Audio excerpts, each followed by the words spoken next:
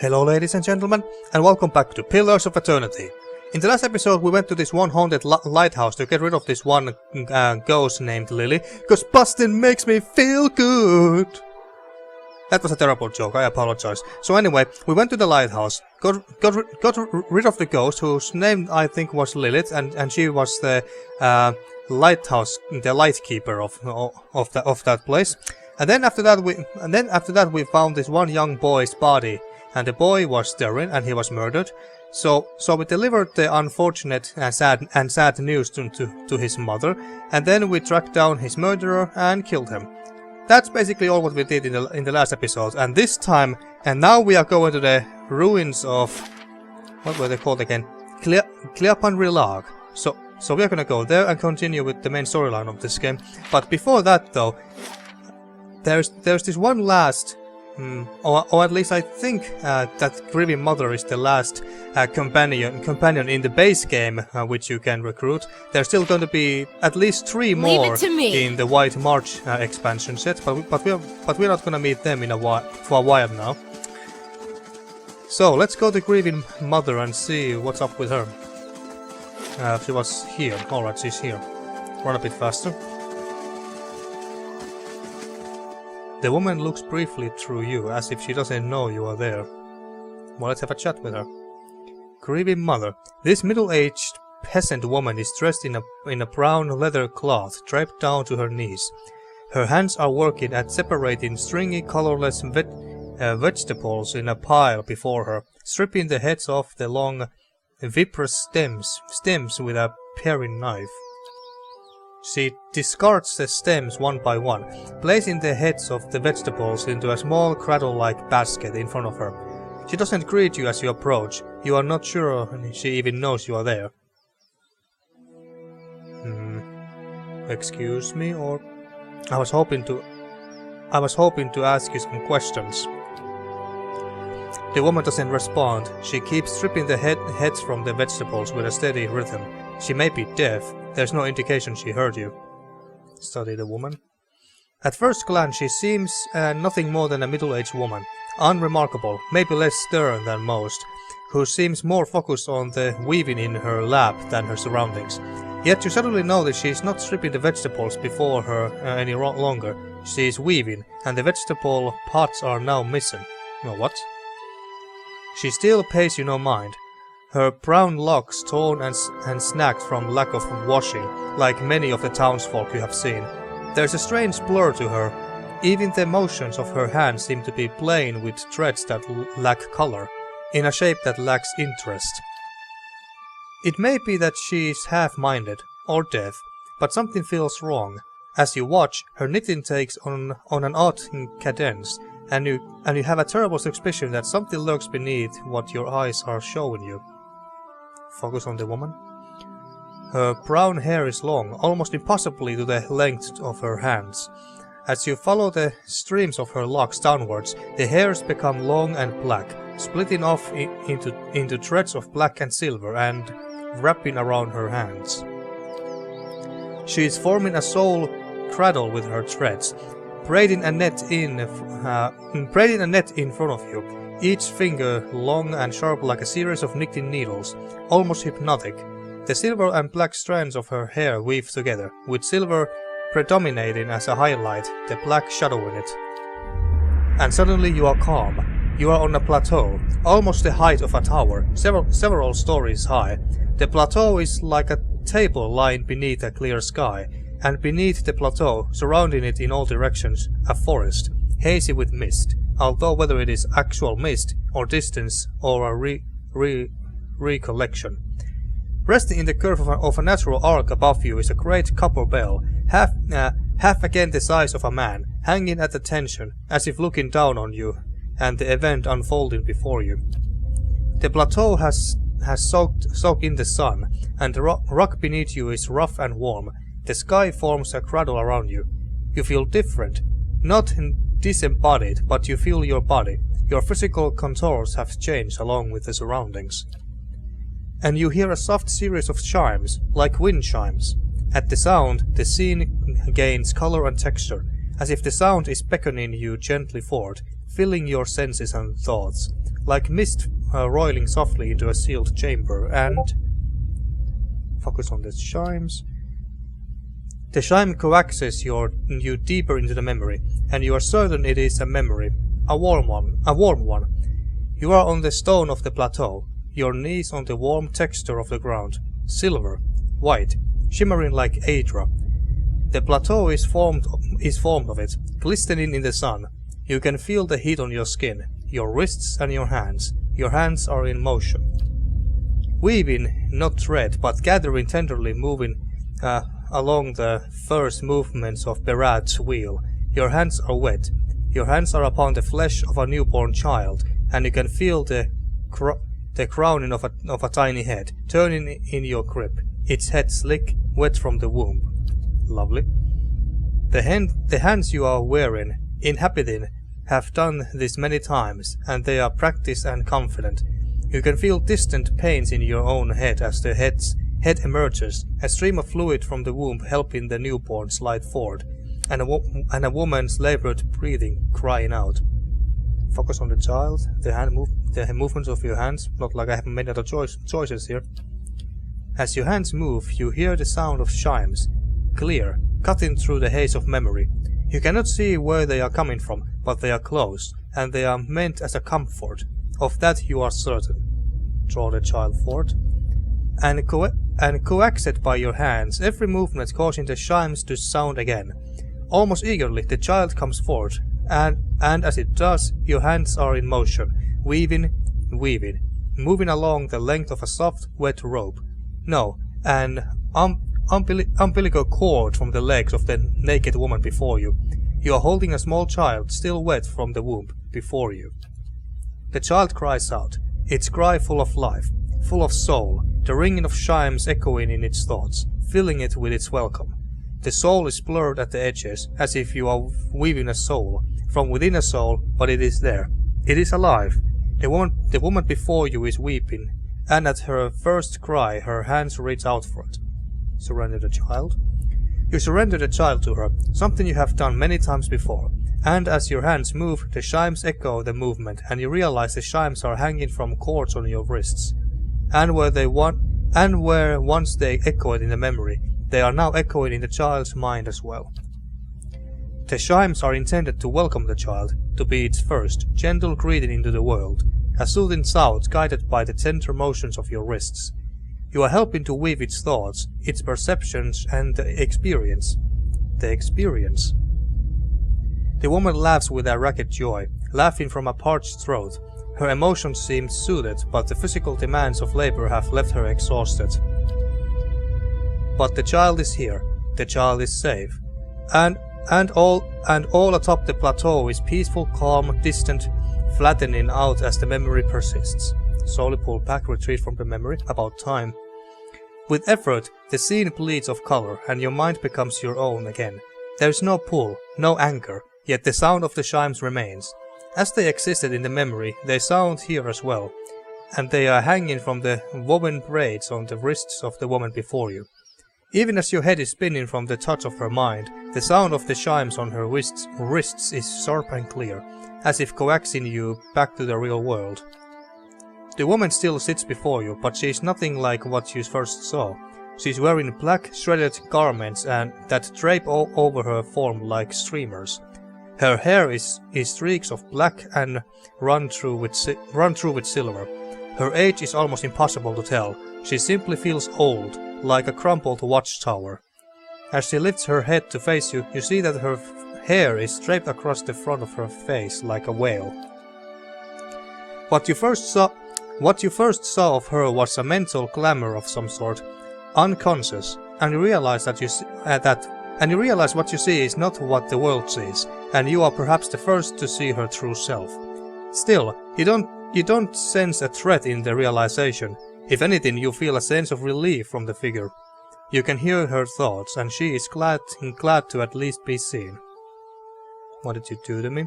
Who are you? What was that? Get away from me, whatever you are. What did you do to me? I am seen, but the eyes of others do not remember. You were the first to see me as I am, the call stripped aside. There is a light touch on your mind, a caress, and her left hand mirrors the motion of the touch, reaching up to the air between you. You hear the chime on her wrist sound. Softly, her hand moves as if pantomiming resting on your cheek at a distance, and she speaks softly and slowly. Your memories. Cadence of wheels on a caravan track. Fever. Questions by running water. Violence in a night's campfire. Arrows in the dark. And flee. Falling rock and cracking stone. And a storm. The storm. That sounds like the events we had in the first 2 episodes or so. The storm that brushed you. Did its screaming wake you from your mind's cradle? Your memory of it is painful. Its cry is difficult to ignore. It's like a child. Many children crying out. Well, I encountered a bear walk, yes, and it did something to me. We were attacked in the woods as we were on our way to kill the whale. Be cautious what you read in my mind without my leave. What happened between us on that plateau memory we shared?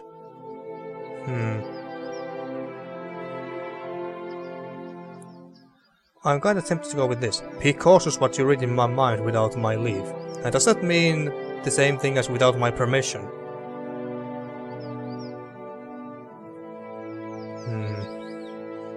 Let's just say that she's right. I encountered a bear walk, yes, and it did something to me. Her hand withdraws shyly, the chime sounding softly once again. The woman stands, uncertainly, as if she has been sitting for some time, or is too weak to bear her own weight. You notice her cheekbones are tight, her face gaunt, yet while her stance is weak, she seems determined to stand before you. You are able to see me. It is almost a question. You suddenly realize she doesn't seem to know what you saw when you looked at her. The image on the plateau, yet the image was so clear, so sharp, you're surprised she didn't feel you there. To see me is a rare gift. A watcher's gift. Oh yeah, if I'm not mistaken. Oh wait, what was the class that dealt with the souls and stuff? I think it was Cypher. But then again, what was Kana's class again? I thought the Cyphers were basically the bards of this game, but I forgot. I confused those two together sometimes. But yeah, I assume that she is a Cypher, so that's why we also have this Cypher option here. Anyway, I have never been able to do that with a living person, except with you. How was I able to enter your dream? Was I helping a woman give birth? I was in your head and hers. You said you could hear a storm in my thoughts. What do you know about the soul storms?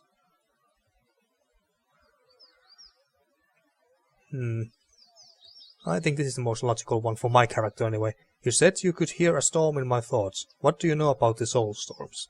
So many questions, thoughts, whirling like storm winds.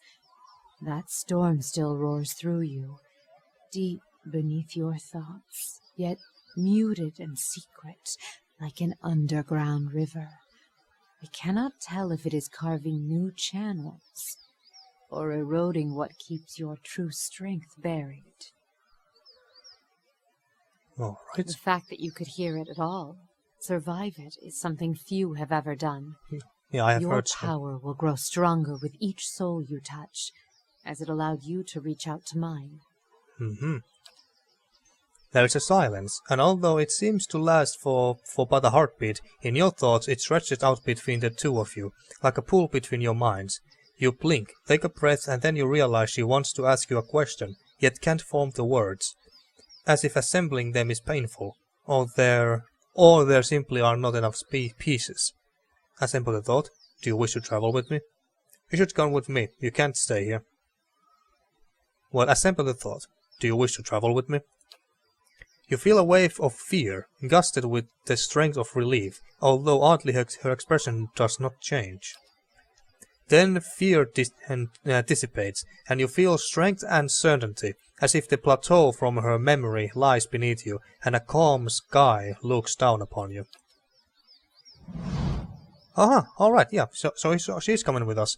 I'm gonna be honest, I don't really know what happened there exactly between the two. I guess that their souls interacted with each other.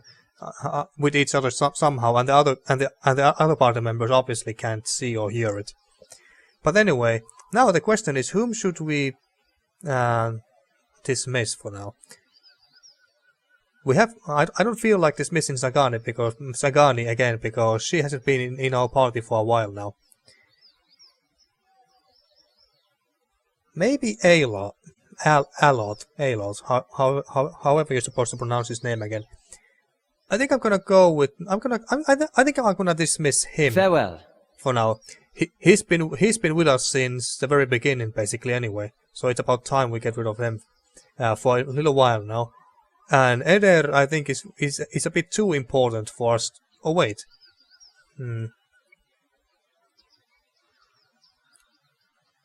But then again, both Prolvia and Palagina can do tanking just fine, I guess, for the most part. And Alod is our main damage dealer. I shall. Yeah, so yeah, maybe it's better that Alod still stays with us. But I don't want to get rid of Edér either. He's our main tank. Plus, I like the character a lot. All right, let's do this. I'm gonna dismiss Sagani again because, well, Edér, and I think that Edér and Alod are way too important to dismiss, at least in my opinion. Alod is our main damage dealer and Edér is our main tank. So I think I'm just gonna dismiss Sagani again for now. Farewell. And call her back when we continue with the long hunt quest of hers again at some point. So let's take the Grieving Mother for now and see what she can do. But she is a cipher, so she should have lots of abilities that have something to do with souls and crap. Focus. All right. I don't remember much about her from our first playthrough, so yeah. What does she have anyway? Let's check her inventory and such. She has basically nothing. She only has this simple fine dagger. And is it the same as this? I guess this is slightly bit better, so have that. Can you dual wield? Yes, you can, so might as well give you both of them. Or maybe we should give this... Might as well give this sword to her, and this was the better one, right? 15... Oh wait, what? 15... Wait, I thought... you know what, never mind. But anyway, other than that, she has absolutely nothing on her. She even just has a simple, fine padded armor as well. But might as well give this to her, at the very least. So now she has aura of stealth and more perception. That's basically all she got. But maybe we should buy some armor for her or something. What's this house? It doesn't say here. Oh yeah, there is armory here. So I guess let's visit this armory, the blacksmith workshop here. I don't think I have visited this place even once yet. Winvrid's Arms and Armory. All right, let's check out if there's any better armor or weapons we can buy and possibly give to Grieving Mother. All right, Winvrid, what have you got? Welcome. A portly smiling man stands behind a warped wooden counter, polishing a buckler. He looks up. Haven't seen you before. Always glad to see a new face in town. Company is good for business and chatter is good for the soul. That's what I always say. Anyhow, what can I do for you? Show me what you have for sale. Alright, so you got some interesting stuff here. 10 grand, holy crap. This is a two-handed sword. Decent damage. Plus 0.5 to crit damage multiplier. Crits can inflict prone. Alright. Accurate, plus 12 accuracy and plus 15% damage. Saint Rumbold was among the first of the Eothasian pilgrims to take up the Emperor's offer of resettlement in the distant territory of Great Geras. A dedicated priest of the Shining God, Rumbold was regarded as a leader in his community, known both for his unwavering dedication to his congregation and his stern vigilance against lapses in doctrine. What survives of his sermons reflects this duality, for he emphasized the redemptive power of the faith even as he warned against the dire punishments awaiting those who rejected Eothas' beneficence. Is that how you pronounce it? Beneficence? The colonized efforts brought Eothasian settlers into direct conflict with the native Orlan populations, and Rumbold was among those credited with routing several brutal attacks upon the settlement. Ultimately, however, Rumbold was mortally wounded during a violent raid. Witnesses claim that upon the moment of his death, Rumbold's body was suffused by an overwhelming burst of light, knocking the remaining Orlan warriors flat or else scattering them back into the forest. Accounts arose of Rumbold's final hours, describing the great miracles which were observed to have occurred during the day preceding his death. Eothas, it was said, had informed Rumbold of his fate, and the priest accepted this gladly and without fear, for he knew that death was only the first step in his rebirth.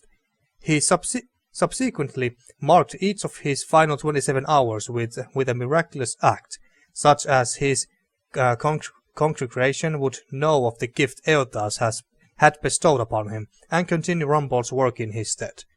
Rather than stanch the flow of Eothasian settlers, Rumbold's death only encouraged more pilgrims to venture across the sea, eager to set their eyes upon the final resting place of Eothas' favourite servant. The Hours of Saint Rumbold was forged in dedication to this patron saint of the settlement, and its blade is inscribed with markings, counting the 27 hours before Rumbold's passing. In such manner was the blade imbued with the saint's power. It was said that a man might kneel before the sword and know with precision the moment of his death. Alright, that sounds very interesting. But other than that, it doesn't really seem that good to me. And not worth over 10.5 grand, at least not in my opinion. And then we have two-handed rod.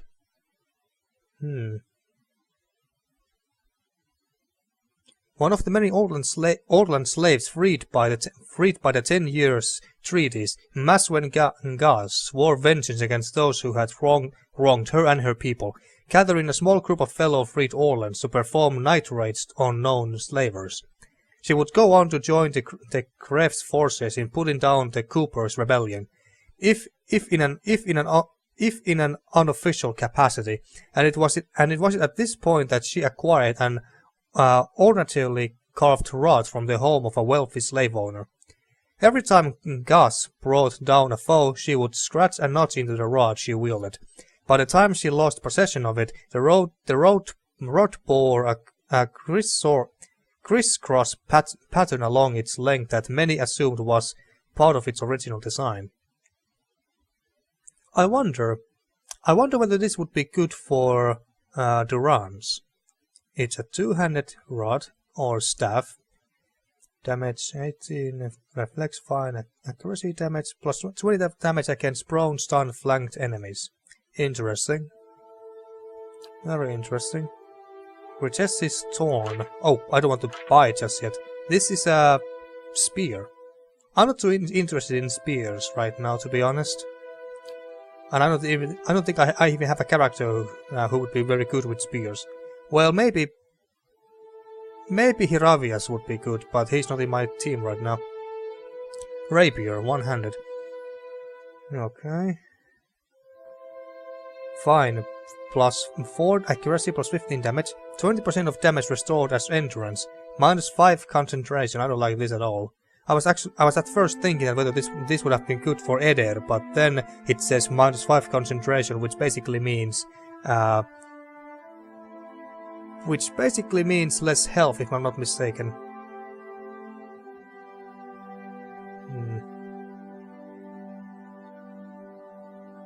Oh wait, no, this is concentration. Oh yes, I was confusing this with another stat. What was it? Constitution or something like that. But yeah, what about this? Angios Gabison.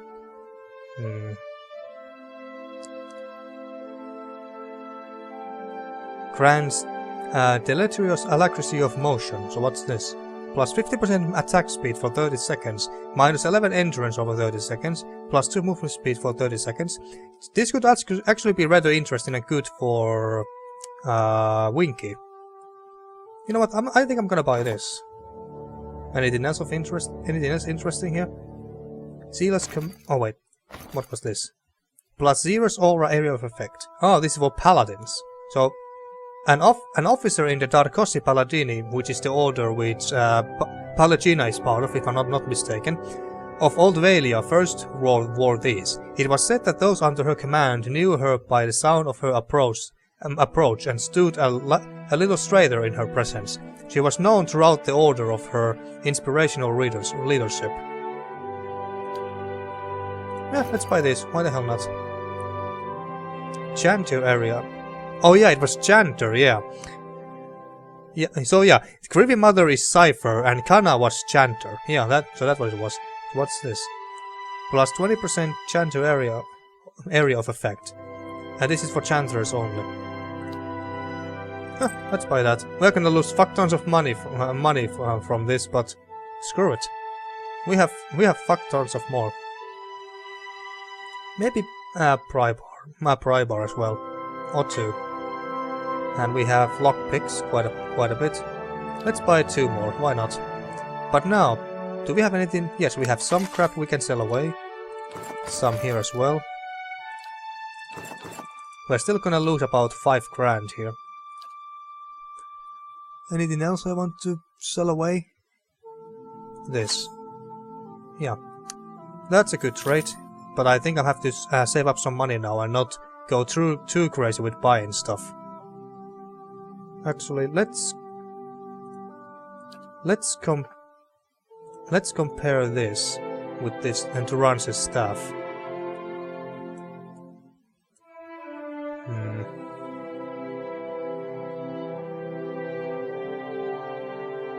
This does. Oh wait, this does more damage overall. Yeah, I think we're gonna stick to Turance's staff for now. He's not our main damage dealer anyway, so yeah, I'm happy with this. And now, let's see. Wait, oh yeah, I didn't have Winky in my team, alright, damn it. Alright, but I guess we can give this to her for now. Ah, look at that color. Now that's freaking bright. I kind of prefer this just because of the looks, and yeah, let's just keep this for ourselves for now. I don't think that this armor would benefit Grieving Mother much anyway. Now this is for Kana, and he's not here, of course not. But we got boots. Now that man stands. Delay unconsciousness for 3 seconds. That's quite nice. Oh, we can give these to ourselves. So let's do that. Now we got boots as well. Nice. Alright, now, finally, let's go to the ruins. Oh wait, this game is paused? Well, not anymore, it isn't. Alright, now let's go to the ruins of Rilag. What were they called? Clîaban Rilag.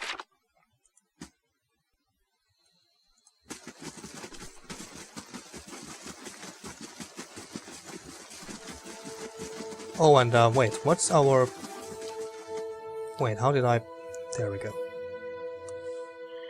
Well, I guess this is fine for now. I'm not exactly sure whether she's going to be ranged or...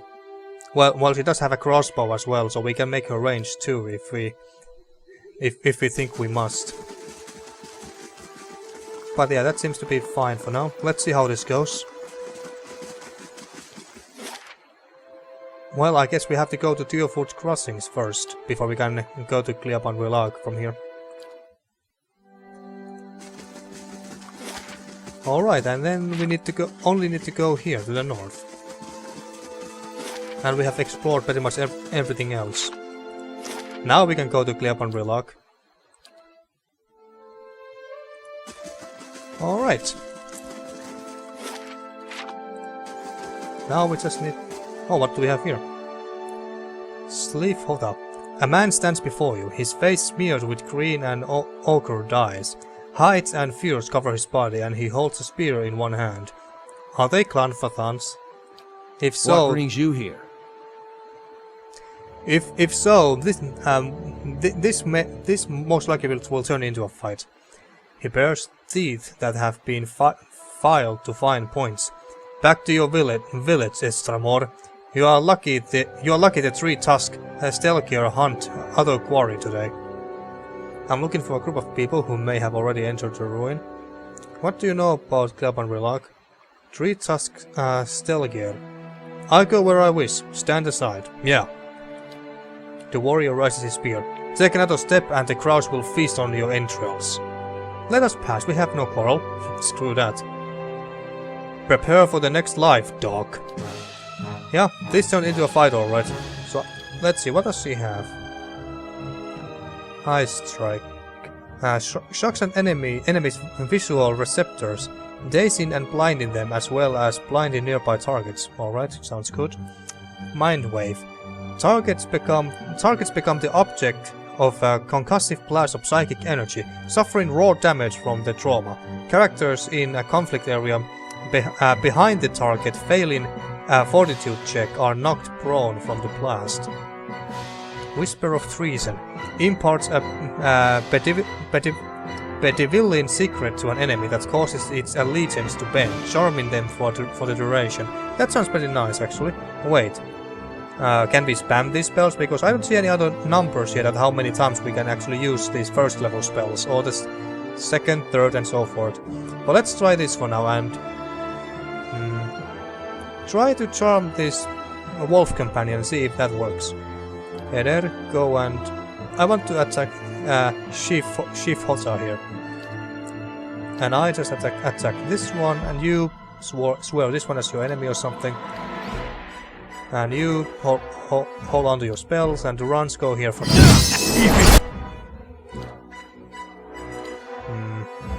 Kinda wish we had buff everyone just in case. Are you using your spell here? Let's see how it works. Although, is the wolf about to die?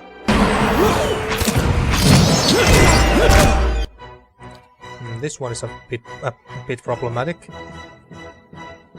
Let's see, if she ranged... Yeah, no, she's melee because of her swords and stuff, of course she is. Use this again. Ah, this looks very OP. But then again, it depends how long it lasts. Use again, somewhere around here. And Palagina attacks something like this one over here. And we are there. He's about to die, so focus on this one. Grieving Mother, attack this one.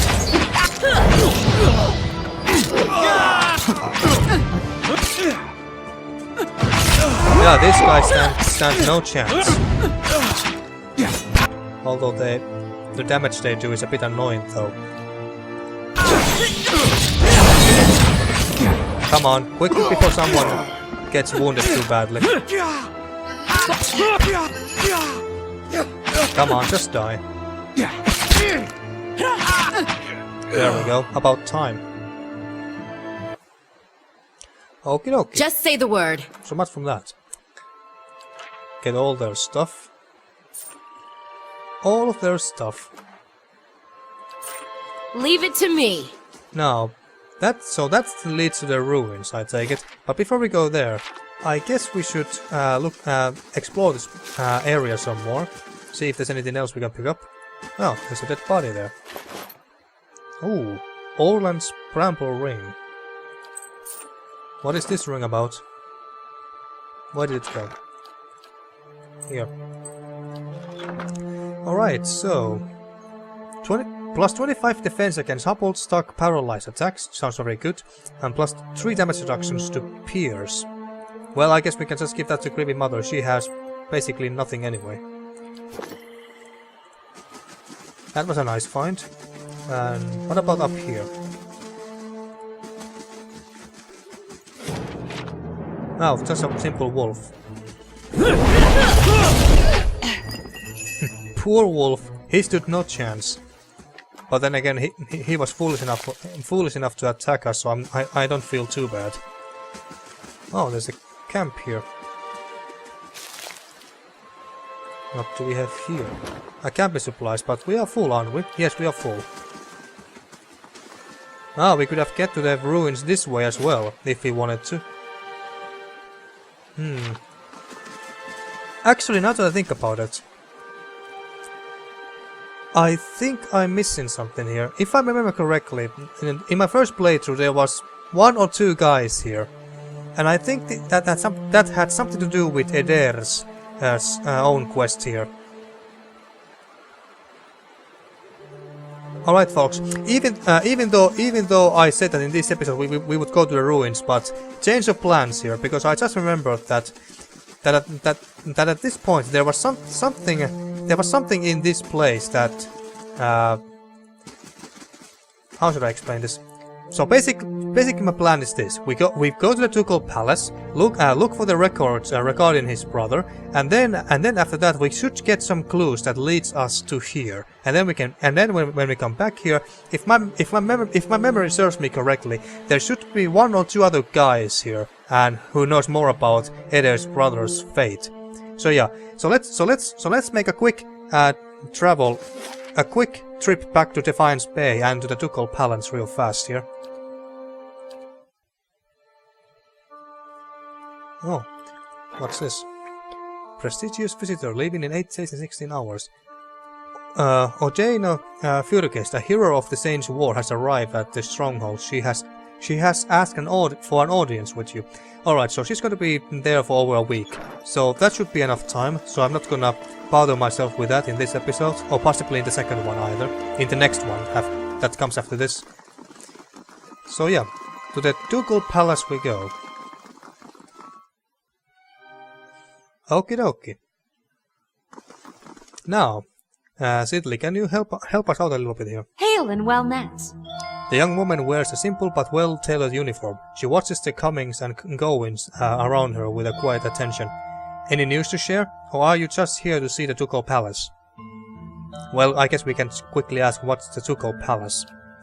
It's the seat of government here in Defiance Bay. This is where Duke Atmed Hatred declared freedom from Eoduran rule some 150 years ago. She lowers her voice and grins. It's also a hotbed of regional politics. Trust me, the gossip here beats what you'll find in any tavern or brothel in the city. Alright. Multiply that by 10 and it will be just like the Republic's. Alright. Okay, for news. So we don't have the option to ask her where's the records room. Tell me about the current Duke. That would be Eivor Wolfgren. Don't let the title fool you though. Our dukes have been elected since independence. Some find Duke Eivor rather coarse. He's a frontier noble. Personally, I think a rough and tumble type is just what Defiance Bay needs. Alright, I guess that's everything we want from you then. How about your guards, justiciars? Can you help me out here? Nice to see you. Well, alright, I guess not. What's this room? Looks like a shrine of... Most bright Magran transform us with your flame.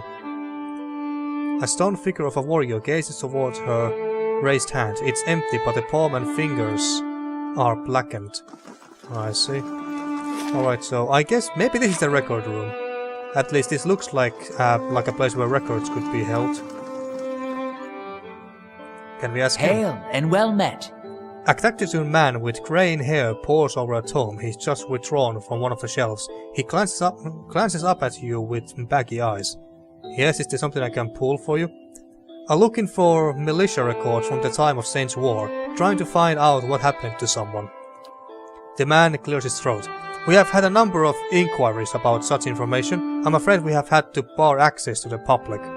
Seems there are still quite a number of folk in Deerwood who bear ill will towards Raid Gerrans. It would be irresponsible to surrender their names to just anyone. Many came to settle here as refugees. Defines me positive. For the first time he turns his full attention toward you and his eyes flicker in recognition. Of course, that policy is for the general public. Exceptions can be made for those who have already proven their worth. Yeah, you're damn right.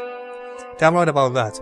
He looks up at the shelf and withdraws a thick volume, shifting a layer of dust aside with his hand. The rosters are in the front. The inventory is on the dead in back. He passes it into Edér's outstretched hands. Thanks, dude. That's more like it. Edér leads through the book for some time, anxiously, running his thick farmhand's fingers over a page after page of names. At last, his hand stops, his finger just below one name. Woden Talej, died 18 Majavernho 2808. Third Battle of Clîaban Rilag. There we go. Blazing Glanfather names, I swear. Yeah, I know, right? So I did remember it correctly, and this clue would lead us to Clîaban Rilag. Raid Seras? So that's how you pronounce it, Raid Seras. I'll be the effigy. He fought for Raid Seras. Why'd he fight for Raid Seras? I'm not exactly sure what Raid Seras's role was in that war. Actually, I'm not even sure. Aren't we talking about the Saints' War? I don't remember what Raid Seras's part of in that war was anymore. I don't know, or we may not be meant to find out. I'm sure he had a good reason. What's it matter? He was a traitor. Yeah, I guess. But that's just it. Woden always knew the right thing to do. If he fought for Waidwen, he's not a traitor. I am. We gotta go there. That battlefield. Clea, the one I said. I don't know how else I'm gonna make sense of all this. I gotta see what he saw. Alright. And who knows, maybe his spirit'll even be there and you can have one of your weird talks with him. I mean, worth trying, right? I would say so. Benevolent, not gonna pick that. We probably won't find anything. Don't waste my time with this nonsense. Cruel. Well, it would make sense to be cruel, but at the same time, I don't want to be too mean to him. I mean, he's been our very loyal companion since from the very beginning. So I can at the very least do this for him. I mean, I'm not that big of a douchebag. Well, I would say so. I appreciate that. Wish I could say you won't regret it, but you certainly might. Well, we'll see.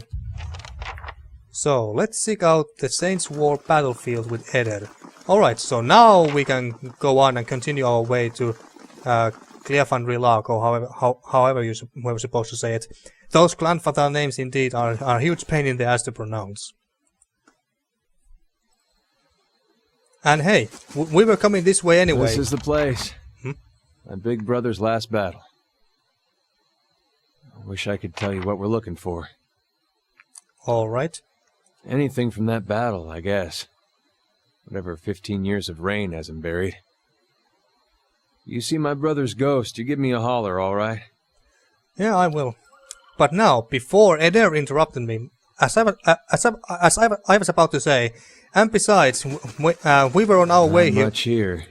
We were on our way here anyway, so not like doing this little favor for Edér is too much asked. Might as well do it since we are here. And too recent. Yeah, I figured. So now let's see if there's any people here around this camp. Hey, here. something metal. I think I see. No, never mind. Wow, what did you say? Hey, something metal in the ground, over by that boat. Never mind. All right. Get some rest. We head inside first thing tomorrow. Alright, so yeah, so I did remember it correctly. There are these two people there right after we checked the records in the Ducal Palace. But let's see what they were about. These ruins are claimed, friend. On your way. No need to get riled, boys. We're just passing by. Look at his talisman, Pag. Eothasian. How about that? A godless sack of shit. We got a blazing corpse worshipper on our hands. Yeah, this might turn into a fight. Actually, they never found the body. Edér fumes. He opens his mouth to say something, then closes it. He quickly replaces his frown with a polite smile. Only reason for the legacy is because the Duke doesn't got the guts to see you all slaughtered. The gods want you dead. Me and Pag, though, we done our part during the purges, didn't we, Pag? Seamstresses? Make your cracks now. Got no god or homeland to avenge you. By Magrin, this'll be short work. 2 against 6, huh? You really are dumb. You know that? If you think that attacking us is a good idea. This has nothing to do with gods, just ignorance. Do you always swear by your god when you do a devil's work? Well, we're not gonna go with the diplomatic option, obviously, because that goes against our order. So let's see. Do you always swear by your god when you do devil's work?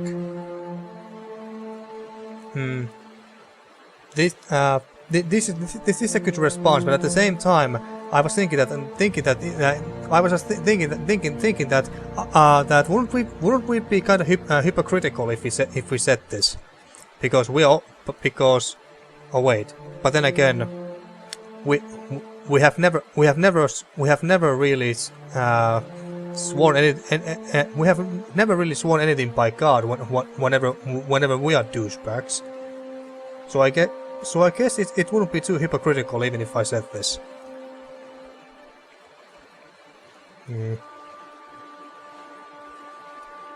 But I guess we just could. I think I'm just gonna go with the second option. This has nothing to do with gods, just ignorance. Doesn't matter who it was for anyway. Country's better for the purges. Maybe we start a new purge right here. You really are dumb. You really are dumb if you decide to go with 2 against 6 battle. Well, not, but if you go closer, yeah, there we go. They are idiots. Well, I don't really care. Kill them all. Everyone just go and nuke them down. Shouldn't be too hard. And what else can we do with her? Mind blades. Co-opts the target's essence, generating a slashing blade of force that attacks them before leaping up to 5 additional targets. Well, let's try that. Or maybe not. Maybe we should. This would be much better against multiple enemies, more than 2. Phantom foes. Invades the minds of targets in the area of effect, causing them to believe they are surrounded by phantom foes, leaving them flanked for the duration. And recall agony. Causes the target to relieve the psychic trauma of an injury moments after receiving it, experiencing the damage all over again. Interesting. Let's try this. Oh wait, this is a cone thingy again. Shed milk. And Palagina, attack in this one. You knock this guy back.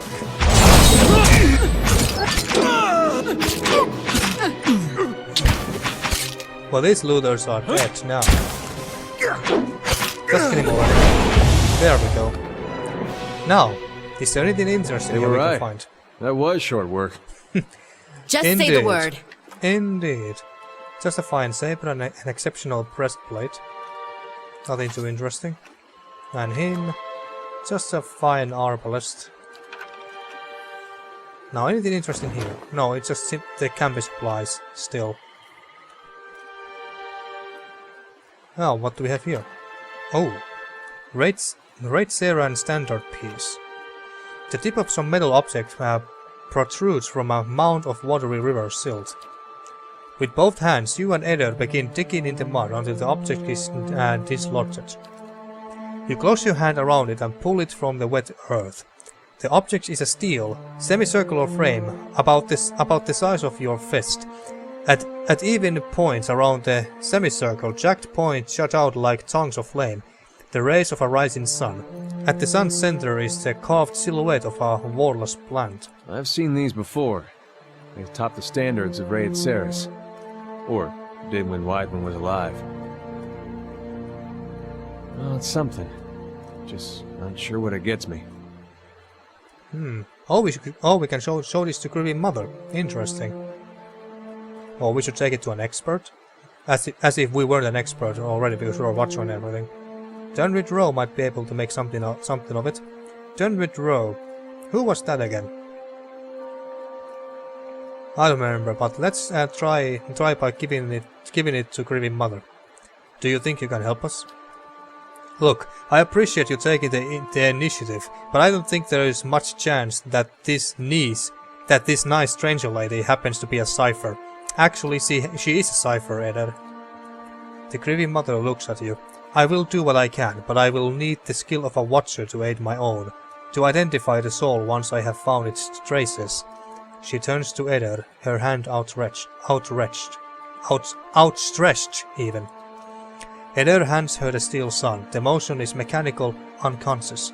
The Grieving Mother takes the sun in one hand and yours in the other, and you can feel her presence in your mind.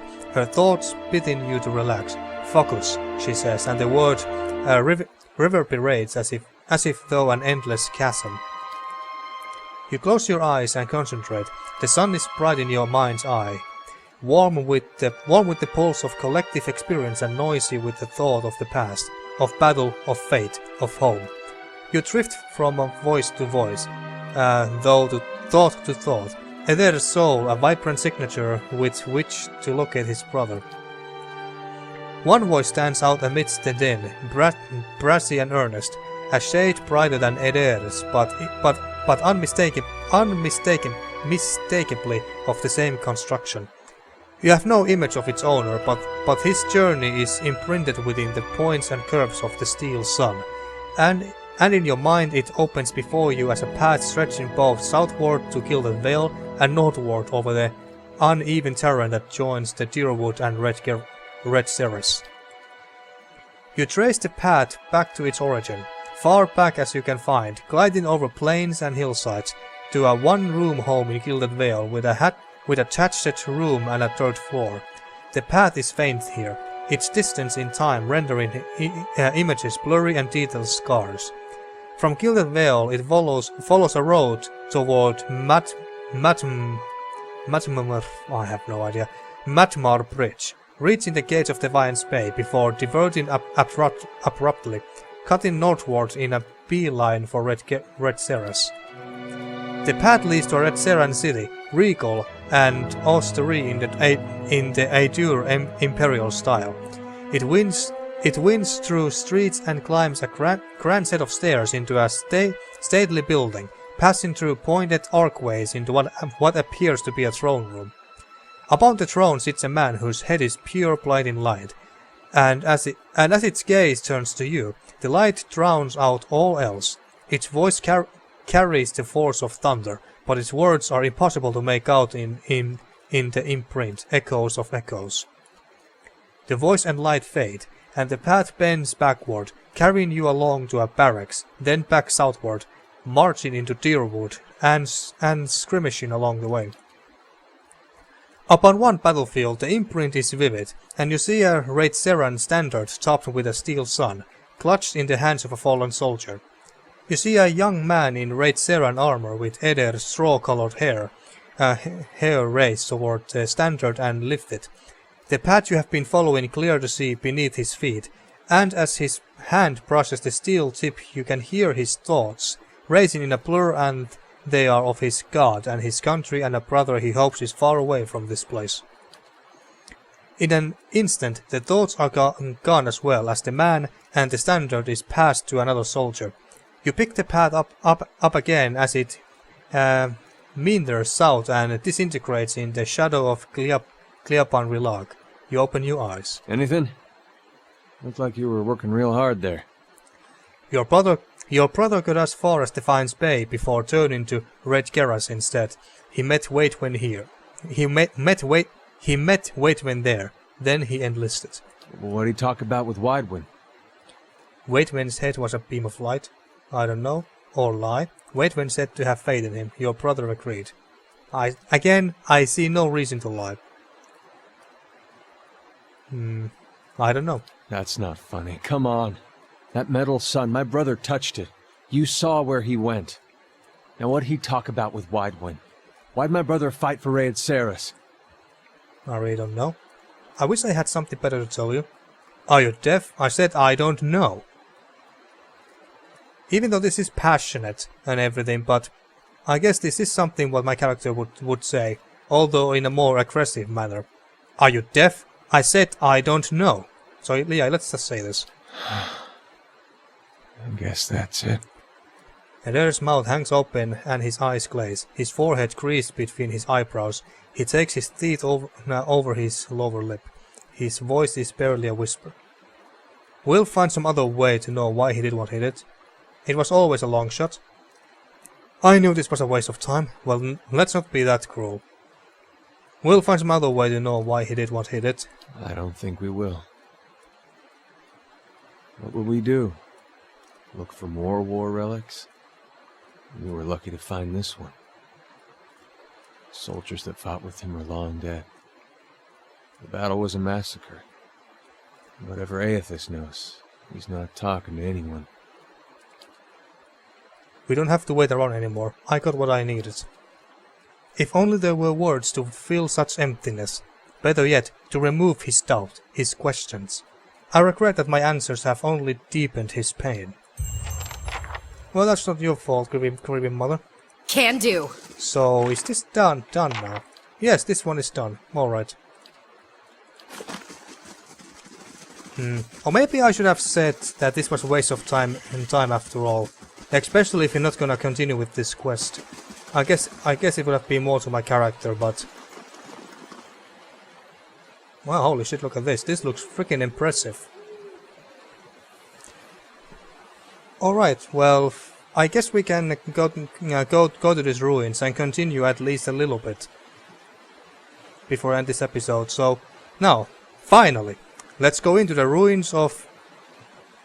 I always forgot the damn name. Clîaban Rilag. So let's go now to the ruins of Clîaban Rilag.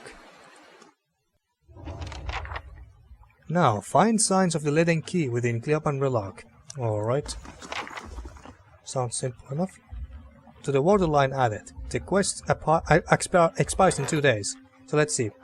To the waterline. Rewards 15% experience. Ivera's diving helmet. 150 to 300 copper in treasure. Expires in 2 days. Duration 2 turns. A Ravatai merchant ship was sunk by Edér pirates off the eastern coast of Great Siperos. Before the ship collapsed into the waves, the pirates made off with a variety of precious treasures, many of which were experimental animancy implements or nautical devices intended for Deviant's Bay and Spirento. No idea what Spirento is. The concerned would-be recipients of the cargo are discreetly inquiring about potential help. Their hope is to recover the shipment before the pirates learn the value of what they have taken. Alright, I guess we can assign someone here. And when it comes to dealing with pirates, or with Ravatai merchant ships in general, I think either Kana or Winky. But because Winky, as far as I know, is our lowest level character and could use some experience, I think I'm gonna assign her for this one. Alright, Winky is assigned. Now let's continue with exploring the ruins. Okay, there's 2 ways where we can go to, by the looks of it. How can the people of virtue resist the profane and lawless? Where can the elm dig its roots that the storms cannot wash them out? Oh, there's trolls here. Alright. Shouldn't be too hard. Knock it down, please. Yeah, we're nuking it down, alright. Everyone attack, don't just stand there. The AI of this game sometimes. Alright, the AI of this game is quite annoying sometimes. Let's see, can I just... Class behavior? Aggressive? Yeah, let's do that. Let's try and test this. The character will actively seek out enemies for combat, regardless of whether or not they are being directly attacked. So, does that mean that she will try to look for enemies to attack during combat, or even out of combat, because if this is out of combat, then this is kind of bad. But let's see. Use per rest abilities. I want to be the judge of that when to use the abilities and when not. And then a lot. I think this is good enough. And you support, defend self. I guess this is fine as well. And what about you? You have hold ground defensive, alright. And we don't of course need any. Oh yeah, this is appearance change. And for you... What does ground control mean? The cipher opens with a physical attack and then focuses on using powers that emphasize crowd control like Eye Strike, Tenuous Grasp and Whisper of Treason. As a secondary emphasis, the cipher uses damaging abilities like Mind Wave and Soul Shock. I think I'm gonna go with this mind crowd control thing here, because as far as I understood, she doesn't have any limitations when it comes to using her abilities and spells like Aloth does. Aloth has. Aloth can only use his spells a certain amount of times before we rest again. But Grieving Mother doesn't have any restrictions like that. I think that the only restriction she has is this focus thingy. Not a problem. Here, so this focus is basically her mana. That's how I understand it. So that's why let's see how this works if I give her the control. If I give the AI the control to use her spells and freely. Nice, there's some ooze there as well. Wonderful.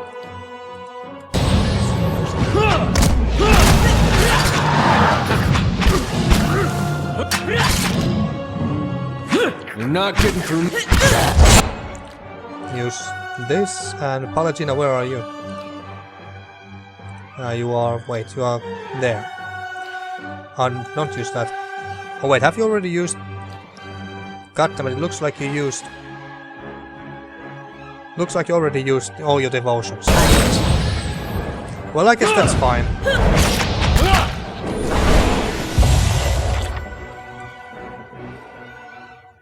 And that was that.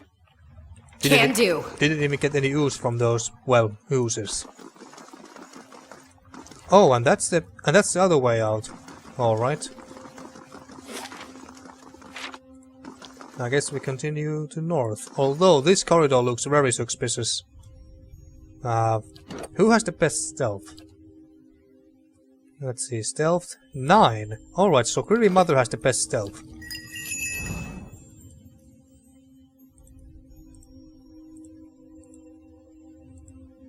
Alright, so there's no traps here.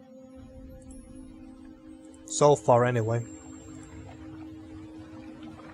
Well, they're here, and there's a troll. Alright. So the... Just say the word. Coast is clear. We don't need to worry about traps yet. Let's nuke down that troll. Just say the word. You better run! Oh, Swamp Lurker. Well, there's very little difference anyway. They look just as ugly. Better run!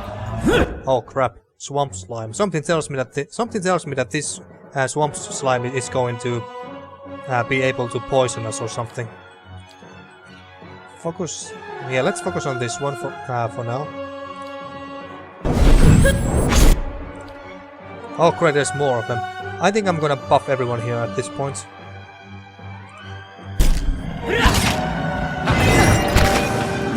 Holy shit, Grieving Mother! Where are you? Oh, you're there. Not a very good place. Heal. Holy crap, she's not doing well. Another heal, and then I want to move her away. Oh, she's stuck. Of course she is.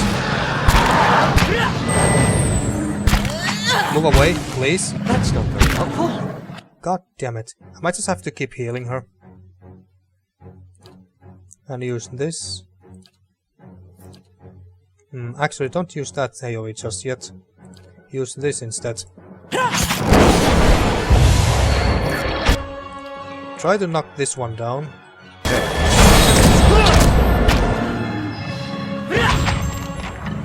And one Swamp Lurker is down. This weapon's no good to me!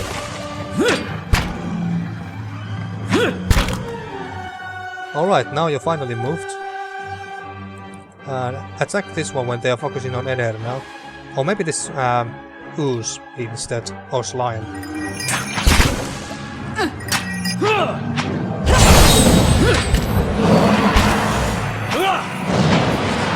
For the Republics! Ah, the slime is our friend for a while. Permet Kongs God damn it, can't you just go there? Apparently not. for the Republic! Shit. Move away.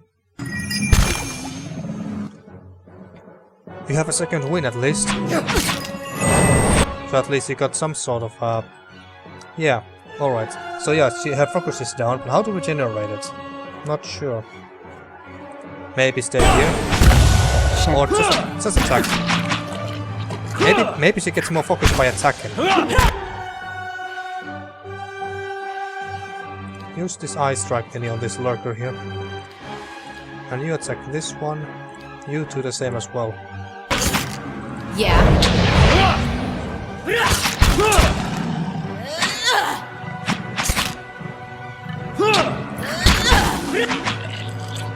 Shed no blood. Shed no blood.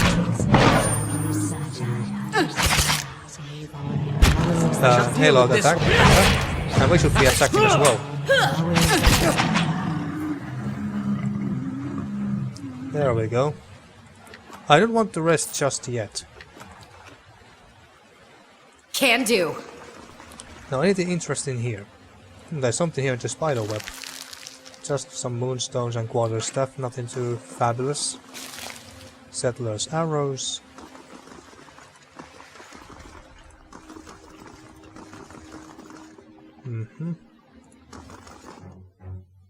Oh, corrupted druids and creatures with impossible names again. Let's go. Although I don't want Grieving Mother to be at the front. Edér, go. I want this druid knocked down. Another corrupted druid there. Let's focus on these I'm not even trying to pronounce them. Let's just call them wood people. Yeah, those things, those creatures are basically made of wood. That's what I understood. Use your spells there. This was per rest. Yeah. Let's attack this druid. At least if we can even get there. You're mine! Oh crap. Oh crap. AoE heal. Buff the front line. And as for you, why are you in danger here? Let's try to use this and see how it works.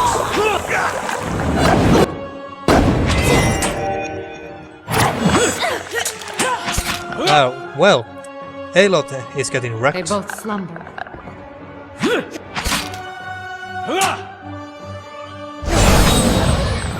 Well, that could have gone better. A lot better. Just say the word. Do they have anything good on them? What's this? Potion of Merciless Gaze. Plus 15% on hits converted to crits for 60 seconds. That sounds very good, for Winky at least. And that's it. Can do.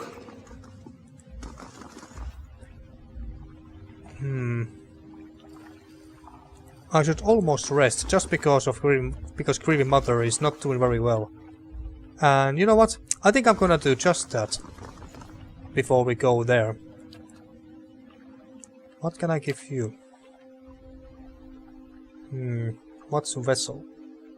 Not sure. Primordial. I don't even know what Primordial is. Or Wilder. What the hell is Wilder? I have no freaking idea.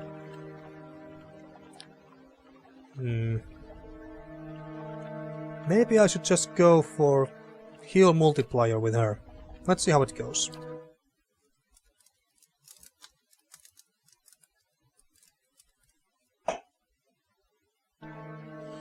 Oh, she wants to talk. You feel a presence hovering nearby. When you turn, you see the Grieving Mother observing you. Concern crinkles the corners of her eyes and seeps into your mind.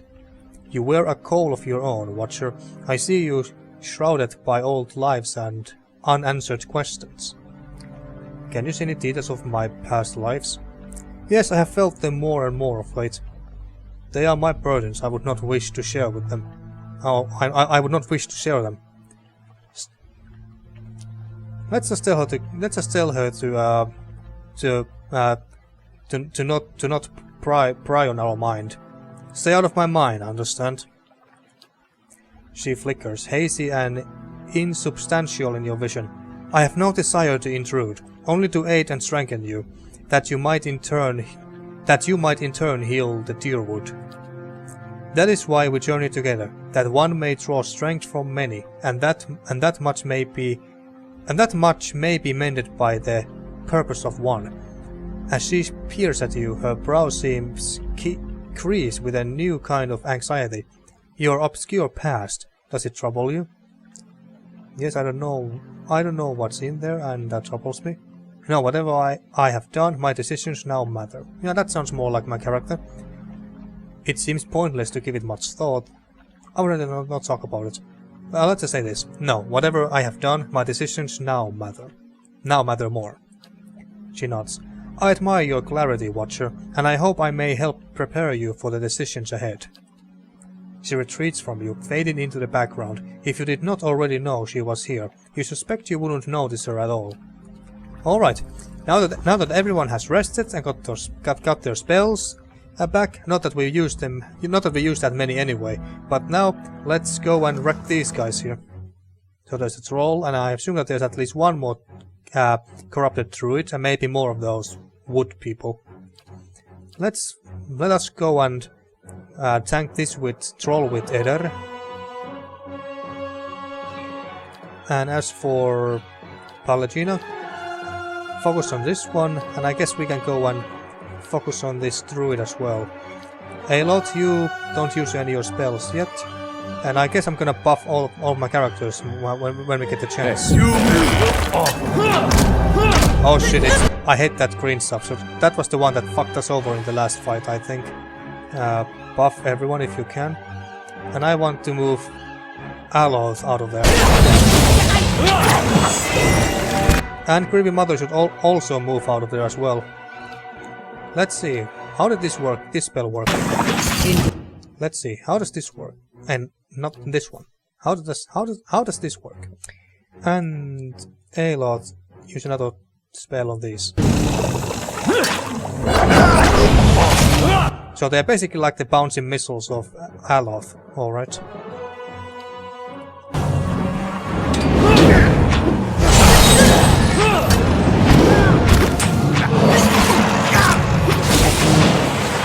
There we go. This is going much better. Aloth, move out of what? What the hell is that? There's a random window appears once in a while lately. I have no idea what is it. I need to look onto that some more. What was I doing? Oh yes, heal Aloth.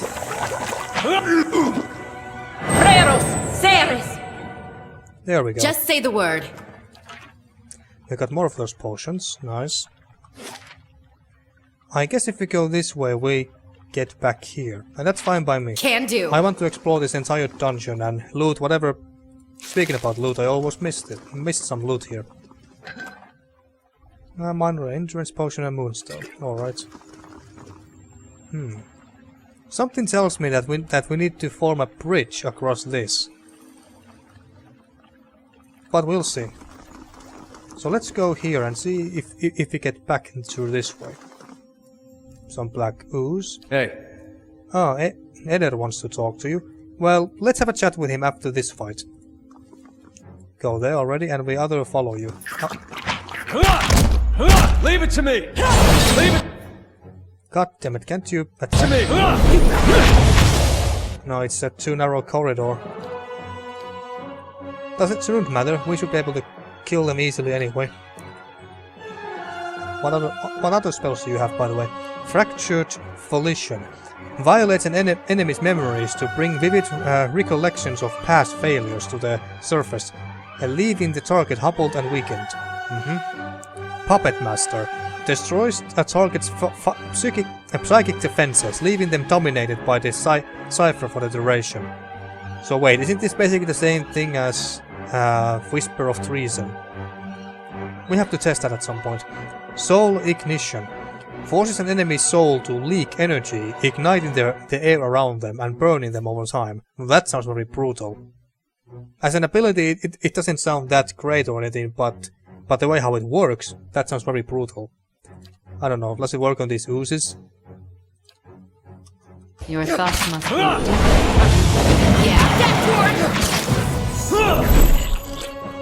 Yeah. Well, I don't know if it really if it worked on oozes, but there we go.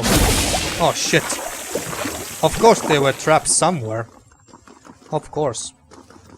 And we can't get there yet, or can we? I don't... let's see. A simple test. I can do that. A simple test. Alright, looks like we I can do can't that. get there. We need a key there. If only Winky was here, I'm sure she could lockpick that.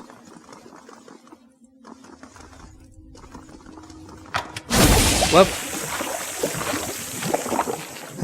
and here, and I was just thinking that maybe I should send Grieving Mother to scout, but nah, too late. But then again, it basically did absolutely nothing to us anyway.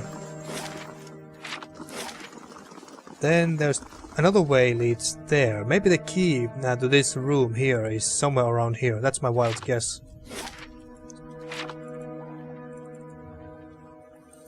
But yeah, let's go back here and let's have that quick chat with Edér, since he seems to want to talk to us. Hope I didn't seem ungrateful back there on the battlefield. And you went out of your way.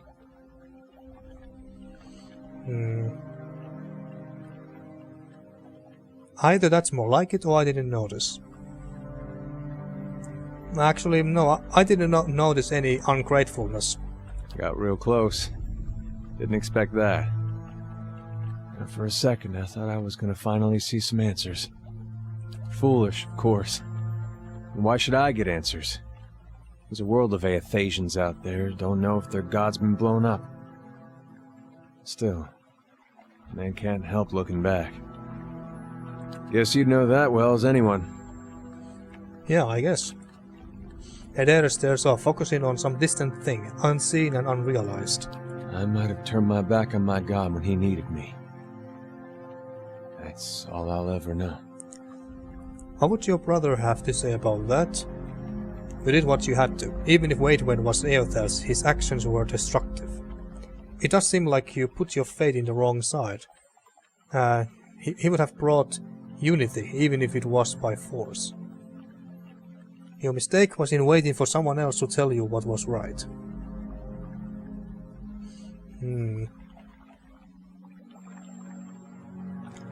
It does seem like you put your faith in the wrong side. He would have brought unity, even if it was by force. This sounds like a Bleakwalker answer to me. A lot of things be better if he'd won, I think. The purges never would have happened. Gilded Vale'd be different. The trees look better, I know that much. My family might even still be there. Maybe there'd be no legacy. You'd have dear Woodens lining up to surrender if they'd known what was in store. Something to think about, I guess. And that was that. Alright, but before we Just say the word. I think I'm gonna explore this one last corridor here before we end this episode here. Of course there's gonna be more of them. More of those corrupted druids. Hey! Go and attack. And we follow you. Us were wrath. Move. Away from the green shit. Move. Oh crap, where is Grieving Mother? I think I screwed up here a little bit. I just wanted to move everyone out of that green shit over there. And as for you... use this on these wood people here. And I guess you can just buff everyone here, so that we won't take too much damage. Knock that one down. Where are we? We are there. Attack someone here. Holy crap, holy crap. Heal, Grieving Mother. Too late. God damn it.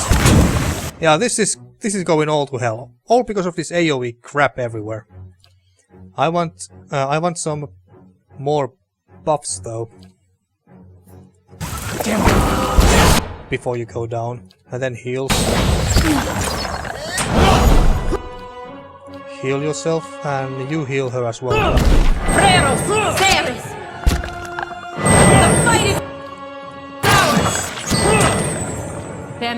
Come on, come on.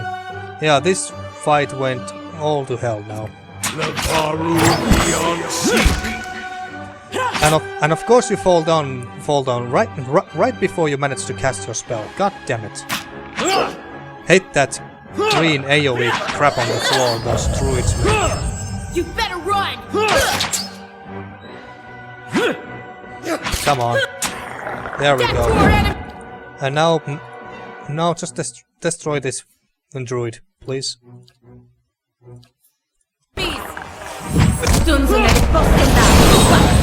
There we go. Jesus Christ, that went terribly. Not a problem. I think I need to... Yeah, I think I need to rest again. Just say the word. And also, there was this one camping supplies item right outside, so I guess I'm gonna get that as well. But before that, let's check what's here. Never could pikers accord with their chiefs. Can a people find order when... Never could pikers accord with their chiefs. Can a people find order when sunset brings darkness, but never a map in the stars of the sky?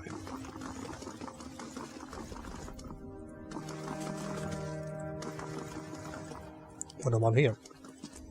Never the spirit and always the flesh are a people of lowered eyes. There's gonna be a battle here, I'm sure. Oh great, it's those damn sporelings. I'm ready. Maybe I should pull them here instead just charging in like an idiot. Just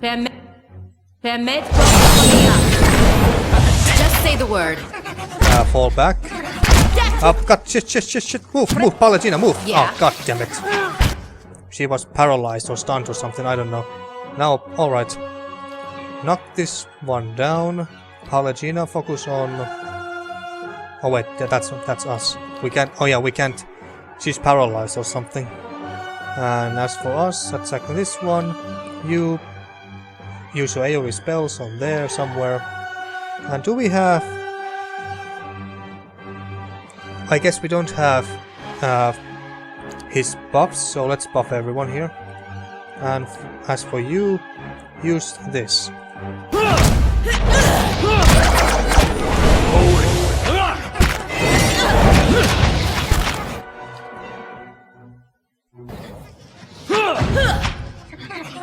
Check. Pallegina, can you?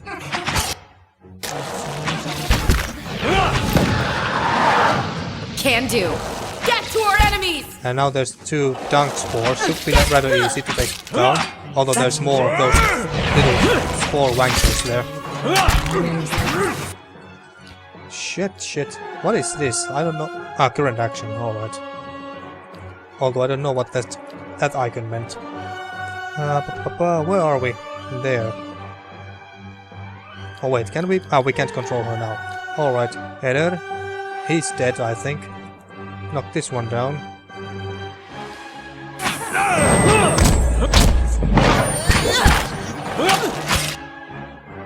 And... Wait, what are you? Why are you there? There. Come back here. Oh wait, I thought Grieving Mother was there. But it was Pallegina all this time.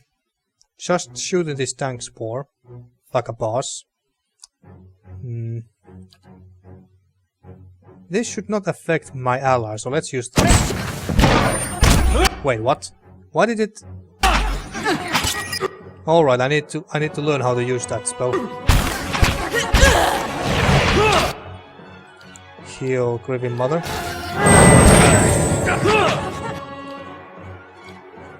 knock this one with more health down. Just say.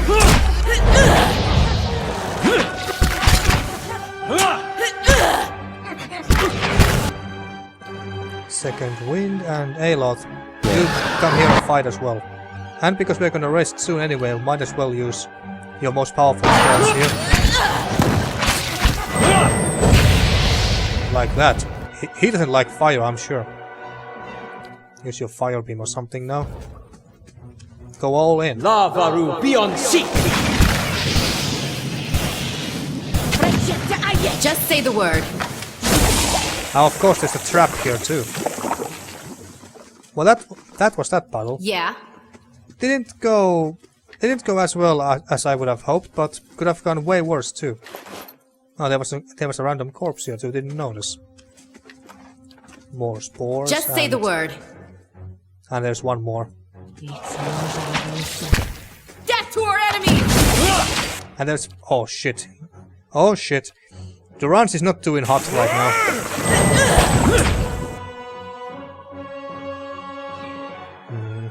Can we stop this? Well, he's about to die anyway. I guess it doesn't matter. That's it! Like that. Just say the word. Alright. Let's see if there's anything else we can pick up. Oh, there's another corpse. There's another fine, Not a problem. Fine stiletto and Edér. Some mushrooms. Oh, trap triggered. Fuck. God damn it. I'm on it. These damn traps. Just say the word. Oh, and Grieving Mother is down. Shit. To our enemies! We need to rest after this. Durance and Grieving Mother are about to die. You're mine! That's not very...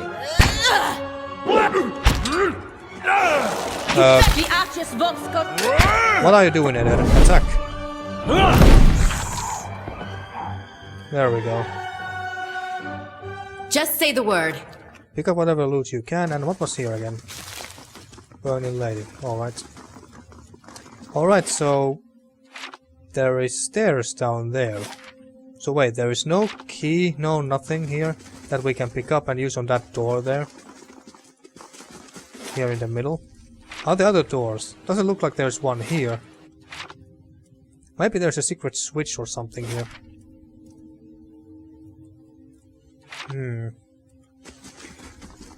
But I'm gonna rest here now because Durance and Grieving Mother are in a shitty state. Oh, there's another burning lady. Burned lady, not burning, but burned. Just say the word. Everyone rest here.